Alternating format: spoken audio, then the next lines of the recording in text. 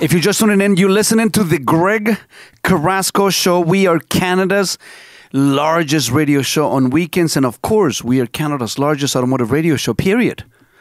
More people listen to the Greg Carrasco Show about automotive issues than to any other place, anywhere in the entire country. You know, we people from the U.S., from Mexico, from Chile, from Greenland, from Iceland, we've received a call once. So a big shout out to the global audience. Mm-hmm. And speaking of global audience, I have a very interesting guest, folks, and this is something that this is new to me. And whenever I have a guest like this that is way smarter than I am, I try to understand it from a position of genuine curiosity. The trade war between the U.S., Canada, Mexico, and China has a lot of people very, very scared. Is it good? Is it bad? What are some of the side effects? I don't know. There's a lot of things happening in the U.S. that has been uncovered over the last, couple of days, like the USAID scandal. It's been one of the biggest scandals that I've heard in politics in a very, very long time. A lot of waste. So there are so many things that are way beyond my level of understanding because I'm just some regular guy talking about regular things. So from time to time, we get experts to come on the show. So with me, I have Dr. Rainer Zittelmann. He is a German historian. He's a sociologist and a multiple best-selling author. His newest book is author of The Origins of Poverty and Wealth. Dr. Zittelmann, thank you so much for being on the Carrasco Show this morning. How are you? I'm great. It's an honor for me to be there. Well, thank you so much for taking some time to spend a little bit of a few minutes here with the Carrasco Show. And these are interesting times, especially for a historian in whatever is happening with the U.S. and the world. I did wanted to ask you because you are a sociologist and a historian, and these new findings, the new discoveries that the Department of Government Efficiency had in the United States with USAID, what is your take on that? What do you see? What can you share with the audience that we may not know? I think you have to distinguish. If we speak about this USAID, I think there are three basic categories. The first one is development aid. This means measures designed to promote the economic development of developing countries and thereby combat poverty. The second one is humanitarian aid. And the third one is ideological projects, for example, primarily for diversity, equity, inclusion. Let me start with the third one. Okay. In my opinion, Trump is right to discontinue these initiatives. They spent money, for example, for advanced diversity, equity, and inclusion in Serbia's workplaces, for production of a DEI musical in Ireland, money for transgender opera in Colombia, more money for transgender comic book in Peru, and millions for sex changes and LGBT activism in Guatemala. I think none of this has anything whatever to do with poverty reduction or economic development. So I think this is absolutely good to cut all this away. If we speak about humanitarian issues, of course, I know now that the left-wing media has reacted with outrage. They create the impression that this will lead to a humanitarian disaster. But what they don't tell us that as far as humanitarian aid is concerned, the Trump administration introduced exemptions for humanitarian programs. Despite the broad freeze on foreign aid, certain essential humanitarian programs, for example, the fight against AIDS, still will go on. But let's speak about the most important part, and this is development aid. So measures designed to promote the economic development of developing countries. And this is one of the results in my books, How Nations Escape Poverty, and the other book, the origins of poverty and wealth, that development aid does not work. There are plenty of studies, scientific studies, that come all to one conclusion. In the best case, development aid has no effect. But in a lot of cases, it has even a counter effect. For example, the money doesn't go to the pockets of the real, very poor people in Africa. No, of course not. The money goes to the pockets of corrupt elites, and that it does not work. You see, if I compare two continents, Africa on the one hand and Asia on the one hand, Africa received in the last decades much more development aid as Asia, but it's still the poorest continent. Why? Why is that? If you compare it with Asia escaped poverty, a lot of Asian countries, because they introduced free market reforms. Even in China and Vietnam, two countries that call themselves socialist, they were very, very poor. Vietnam, for example, I've been there a few weeks ago, was the poorest country in the world in 1990. First, they had this war, not only with America, before with France, with Japan, with China. And then they started, the end of the 80s, with economic free market reforms and introduced private property. The result, the number of people living in poverty in Vietnam was reduced from 80% to 3% today. Same in China.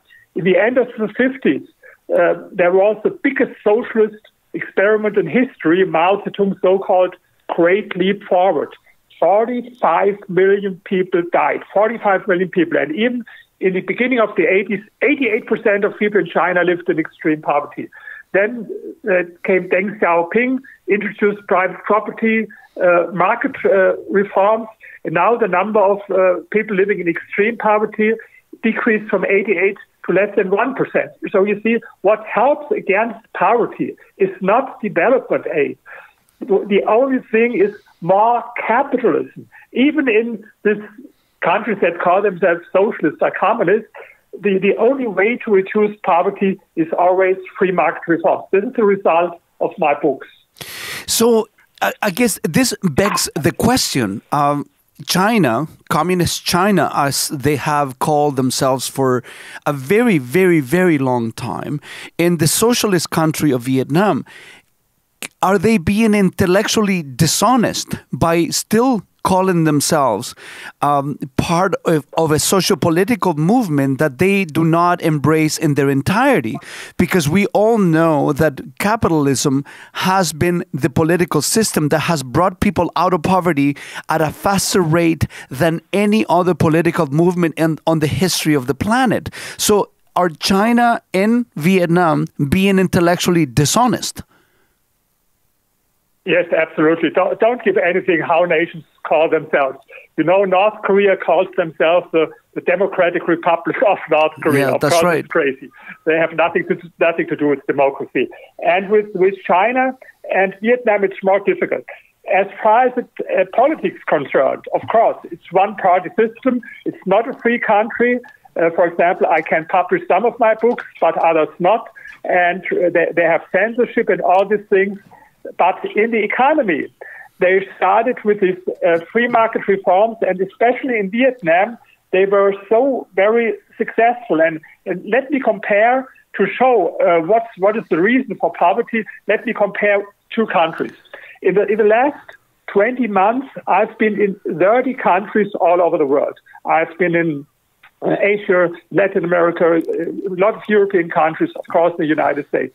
And I will compare two countries you find more in my book, The Origins of Poverty and Wealth. One is Nepal. Nepal is one of the poorest countries in the world. They have an average annual income of $300 per capita. And Nepal is the second poorest country in Asia after Afghanistan. And why is that? I've been there. They have a president who calls himself a Maoist. And for example, no one is allowed to make a profit in Nepal of more than 20% on any goods they sell. If you make a bigger profit, you either have to bribe the tax inspector or pay a fine. and in the worst case, you could lose your company or you have to go to prison. This is crazy. And they have many other government restrictions, long lists. You're not allowed to invest there and there and there. So in contrast, I mentioned Vietnam. Vietnam was, in the 90s, the poorest country in the world, poorer than all African countries. Then they started with this free market reforms, and now they embrace foreign investors. For example, they love Americans. Before I came to Vietnam, I thought maybe they are angry because of the war. You know, in the Vietnam War, 10 times more bombs and explosives from the United States fell on Vietnam than during the Second World War on my country, Germany. So I thought maybe they are angry. No, they are not. They love Americans, and they admire the American economic system. Even in a way, they think more pro-capitalist than in the United States. For example, I give you one example. I was invited from 4 different universities in Vietnam to speak about my book. I have one book. This is also published in the United States. It's called The Rich and Public Opinion. In the United States, Cato Institute published it. And it was also published in Vietnam. It's about stereotypes and prejudice against rich people. And they invited me in Vietnam to a workshop, and the topic was, how can we improve the image of very rich people? I was never invited at American university or European university. You know, they hate the rich, especially in the academics. And in Vietnam, they admire rich people. In our countries, they are scapegoats for all negative things that happens. They admire them. They are role models. And so you see, this idea from left-wing politicians that development aid is the best way to fight against poverty. It's total nonsense. There's not a single example in history that any country escaped poverty because of development aid. There's not a single example. But there are a lot of examples where countries escape poverty with free market reforms and capitalism. You know, Dr. Reiner, we're going to take a very, very short break, and I need to ask you, to think about this while we go on a commercial break, as to why do the academic elitists insist into convincing us that socialism and communism is got something to do with loving the poor, instead of hating the rich, which is one of my biggest arguments against them. Also, I want you to think about this while we are on commercials. Why is the tendency of some Latin American countries? I was born originally in Chile. And Chile was the first country that democratically elected an openly communist president. So, just please hold for a minute, and we will be right back after the breaks. Folks, the show is brought to you by Direct Nissan. Before you make any car buying decisions, you need to come and see us. We are in the heart of Mississauga.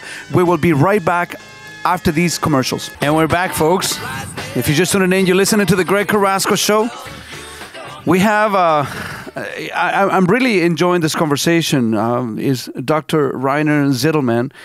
He is the author of The Origins of Poverty and Wealth. And we're having a discussion about this tendency in the Western world to assume that whenever we contribute with aid, international aid to developing nations, that has any positive effect at all. In fact, the left-wing media keeps telling you that if we stop the aid to these developing nations, that a catastrophe would ensue. Before the break, Doctor, we were talking about why is it that the academic elite insist here, specifically in Canada and the United States, that a more socialist view of the world is the right thing to do, even though it has been proven time and time again that that's not what liberates people from poverty. And also, I wanted you to think about how come in Latin America we have this horrendous tendency to repeat the past, like in Chile, for example, with the first democratically elected communist president in Latin America. What are your thoughts on that? Well, thank you for both questions. First, I appreciate when I know that you come from Chile, because my girlfriend, she's also from Chile. And one of my best friends, I don't know whether you know him, Axel Kaiser, he's the most famous libertarian in Chile. He's also a friend of mine. I've been there several times, and Chile is a perfect example. Yep. If you compare Chile with other countries in Latin America, I've been in so many countries in Latin America, but when you come to Chile, it's more like European. It's a great airport, maybe more modern even than our airport here in Berlin, where I live. Yeah. So why is that? Because first there was this crazy socialist Allende. It was, of course, a totally economic disaster. Then we had the dictatorship by Pinochet. Yep. That was, I think, a bad system, but he started with economic reforms, free market reforms, and the other followers from him, democratic parties, either the left or the right, they went on with free market reforms. And the result is that Chile is the most, in the index of economic freedom, it's the most free country in Latin America so far, and with the best standard of living. If you compare it, for example, with socialist Venezuela, what is a total disaster? 80% of people in Venezuela live in poverty. The strange thing is, of course, that a few years ago, they voted against for socialists, for this Gabriel Boric. What is, of course, stupid, because they had the experience with Allende that socialist policy is a disaster, and now they voted again for a socialist. I hope next time they will again vote for someone center-right. But you find more. I wrote a lot of books, and in one book, the title is The Power of Capitalism. I compare Chile and Venezuela. And it's perfect to compare it, because, you see, Venezuela was, in the beginning of the 70s,